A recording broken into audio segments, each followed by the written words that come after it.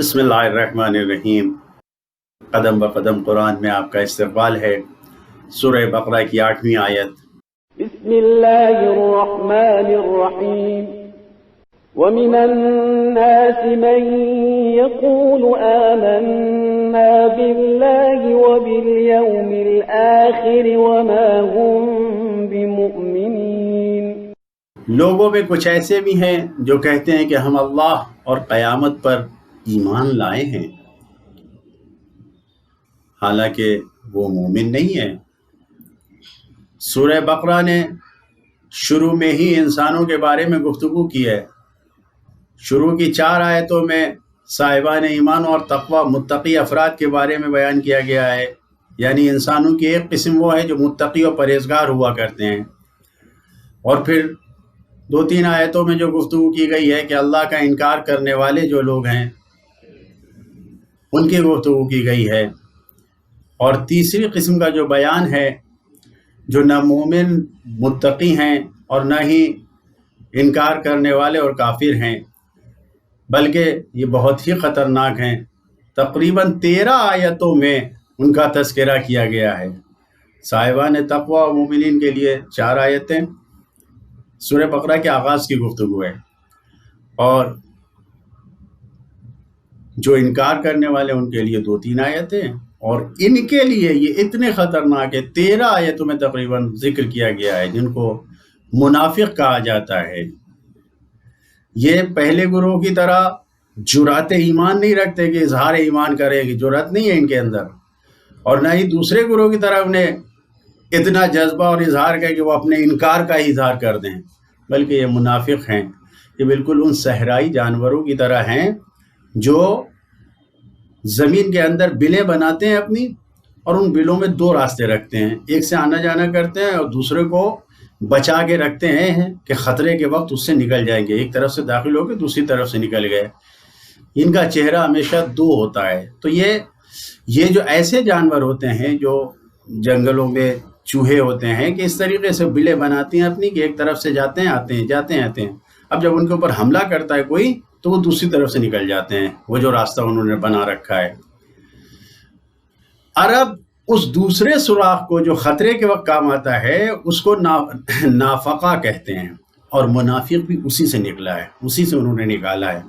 نفاق کے بہت سے معنی بیان کیے گئے ہیں، اور ان میں سے کچھ یہ ہیں کہ جس کی زبان اس کے عمل کا ہمراہی نہ کرے، یعنی زبان سے کچھ ہے عمل میں کچھ ہے، اس کو منافق کہا گیا ہے۔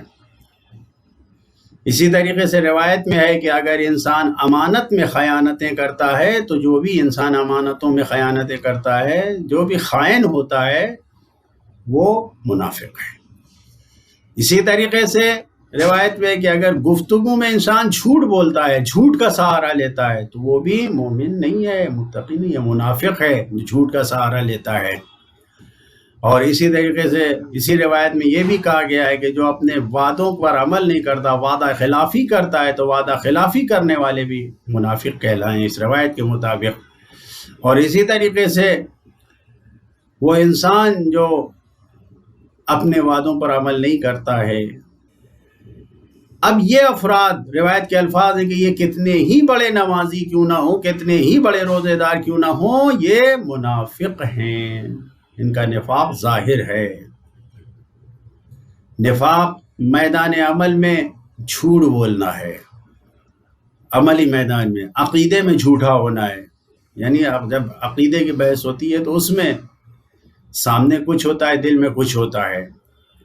اسی طریقے سے اگر غور کرے تو خود سرکار رسالت مآب صلی اللہ علیہ وآلہ وسلم نے فرمایا، میں اچھے لوگوں سے نہیں ڈرتا ہوں، مجھے برے لوگوں سے بھی جو انکار کرنے والے ان سے بھی کوئی خوف ڈر نہیں ہے، لیکن مجھے منافقوں سے بہت ڈر لگتا ہے۔ قرآن مجید نے بھی ان کے لیے منافقوں کے لیے کیا کہا ہے؟ فی الدرک الاسفل، یہ جہنم کے بالکل نچلے حصے میں رہیں گے، کھائی میں رہیں گے، یہ درک الاسفل، منافق جہنم کی گہرائی میں رہیں گے۔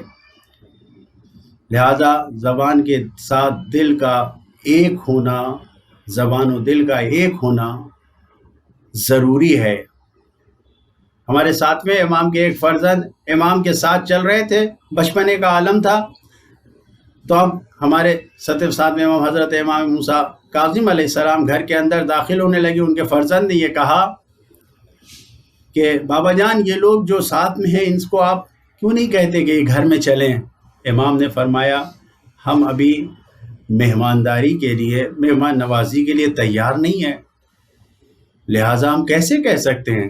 یعنی دل سے ہم لوگ کے معاشرے و سماج میں ہے نا، بلا وجہ معلوم ہے گھر میں کچھ نہیں ہے، گھر کے حالات اچھے نہیں ہیں، آئیے تشریف لائیے. ارے کیوں آئیے تشریف لائیے کہہ رہے ہو جب گھر کے حالات صحیح نہیں ہیں؟ یہ منافقت ہے، یہ صحیح نہیں ہے. 7ویں امام نے کہا کہ نہیں، جو بات دل میں ہے، اب دل اس وقت راضی نہیں، معلوم ہے کہ گھر میں پذیرائی کا سامان نہیں ہے تو کیوں بلائیں، کیسے کہیں؟ لہذا انسان کو غور کرنا چاہیے. یہ سب منافقوں کی پہچان ہے. پیغامات جو ہمیں اس آیات سے مل رہے ہیں کہ کیا پیغام ہے؟ ایمان کا تعلق دل سے ہے، نہ کہ انسان کے ظاہر سے. اللہ کہہ رہا ہے کہ وما ہم بمؤمنین، یعنی دلوں کا حال. ایمان کی بنیاد اور اللہ اور قیامت دونوں پر ہے. کیوں؟ قرآن مجید اس آیت میں کیا کہا ہے؟ آمنا باللہ و بالیوم الآخر، اللہ پر بھی ایمان لائے اور یوم آخر پر بھی، یعنی ایمان خدا پر بھی اور قیامت پر بھی. یہ ایمان کی بنیاد ہے. اور پھر کہا وما ہم بمؤمنین، خدا کہہ رہا ہے یعنی دلوں کے حال سے خدا خوب واقف ہے. لہذا منافقین کے کئی چہرے ہوتے ہیں، زبان سے آمنا کہتے ہیں لیکن دل میں ایمان نہیں ہوتا ہے. بس کچھ لوگ ایسے بھی ہیں تو زبان سے کچھ کہتے ہیں، دل میں کچھ ہوتا ہے. ہم ذرا اپنی زندگیوں میں دیکھیں، واقعاً زندگی میں جائیں، دیکھیں کس حد تک ہم منافقت سے دور ہیں، ایمان واقعاً کتنا ہمارے دلوں میں اترا ہے. کبھی ہم نے دیکھا ہے؟ ذرا اپنے میدان عمل میں جا کے دیکھیں. ہم اگر کسی کا احترام کر رہے ہیں تو کس بنیاد پر کر رہے ہیں؟ ہم اس سے کہہ رہے ہیں بڑی محبت ہے، ہم آپ سے بڑا احترام آپ کرتے ہیں، کس بنیاد پر؟ کیا واقعاً اس کے انسان ہونے کی بنیاد پر، اس کے مومن ہونے کی بنیاد پر؟ نہیں. اگر واقعاً کیا دولت مند اور فقیر دونوں کا احترام ہم ایک ہی طرح سے کرتے ہیں؟ کبھی ہم عہدے کی بنیاد پر احترام کرتے ہیں، کبھی دولت کی بنیاد پر احترام کرتے ہیں، کبھی اور کسی منصب کی بنیاد پر احترام کرتے ہیں، کبھی ڈر کی بنیاد پر کرتے ہیں، خوف ہوتا ہے ہمیں اس لیے کرتے ہیں احترام. کیا واقعاً سچ ہے، جھوٹ ہے، کیا ہے؟ انسان ارے آپ کے لیے تو بس یہ سامان آپ کے لیے ہی تھا، ہدیہ، دل میں کہہ رہے ہیں کہاں سے آ گیا. نہیں، یہ سب منافقت ہے. میدان عمل میں ہمیں اپنے آپ کو سنوارنا چاہیے. یہ سب جھوٹ ہے، یہ سب منافقت کی پہچان ہے. اور آگے بڑھ جائیے، ایاک نعبد کہتے ہیں. قرآن مجید کی اس آیت کو قرآن مجید کی روشنی میں ہی آپ دیکھیں، جب ہم قرآن نماز میں کہتے ہیں ایاک نعبد، یعنی صرف تجھ سے ہی مدد چاہتے ہیں. کیا واقعاً اور کسی سے مدد نہیں چاہتے ہم؟